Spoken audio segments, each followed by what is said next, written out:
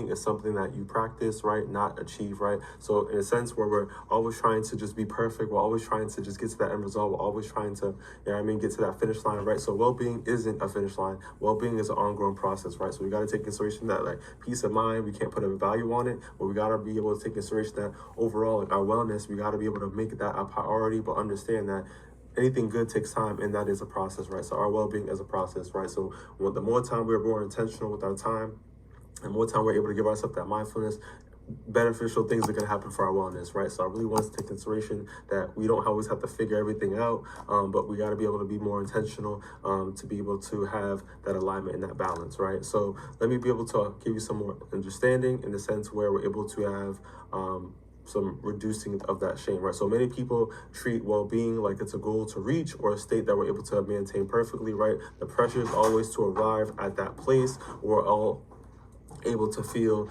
sustained, or our problems are going to be resolved, right? But our mood, our energy, and even our motivation is just, it fluctuates. Like we got to take that into consideration as being a human, right? So that's not a sign that you're a failure. That's just a sign that you, like I said, you are a human, right? So you got to be able to just have to understand that we have to be able to have that balance, right?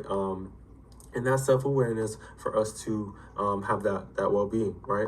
So when it comes to that psychoeducation, to help us stay more grounded, right? Well-being is a dynamic, right? It shifts with your environment, stress, and your capacity, right? So different things are going on. It just, like I said, we have to be able to navigate and have that balance within it, right? So well-being is something that just, it fluctuates, right?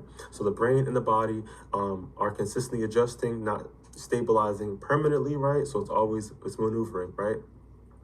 Habits and small repeated actions shape your overall sense of well-being over time. Like I said, the things that you do, the way that you talk to yourself, the way that you treat yourself, the way that you hit, the things that you put in your body, right? As we all know, right? Physical movement, right? So moving around, all these different things is going to be able to help you, right? Being out in sunlight, right? Allowing the sun for a few minutes to just touch your skin, right? Interacting with people, positive things, having things to look for, hobbies, activities, right? Paint night, something to do, journal time.